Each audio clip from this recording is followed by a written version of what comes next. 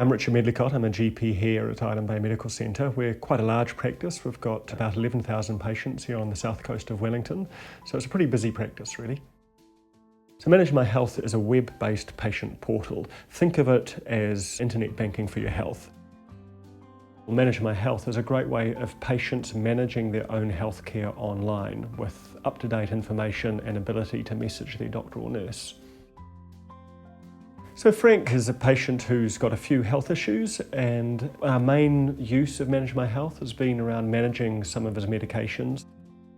I regularly have blood tests and he posts the results on Manage My Health, and I get an email to say there's a new message, and bingo, there it is. It's a brilliant platform. It saves me having to phone them, or the nurse having to phone them, or them having to phone us. I'd rather get a message. I mean, it's easier, it's faster, you don't get caught up with telephone tag back and forth. It automates some of those processes that we have to do.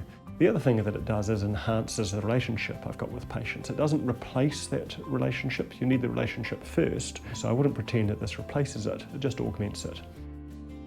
I'd get messages every day on Manage My Health, not nearly as many as I do through standard messages coming through from the labs and so on. I probably get 4 or 5 repeat prescriptions a day, 2 or 3 messages from patients a day, to some of which I need to respond to, some of which will just be for my information.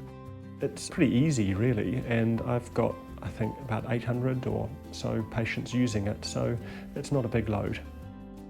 I've been Jo's doctor for about 3 years or so, and I introduced her to Manage My Health fairly early on in our relationship. It could just be as simple as a repeat prescription on some sort of cream or ointment that we've had for Sophia, so I can simply click through to repeats and do that through Manage My Health.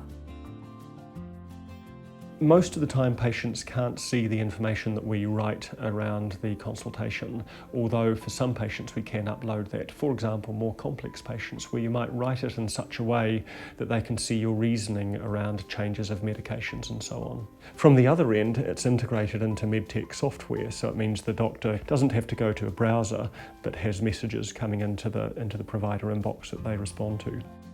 I think for doctors and practices who are looking to use this, think of it as a way of increasing the efficiency of your business and enhancing the relationship with your patients. So it's a win-win.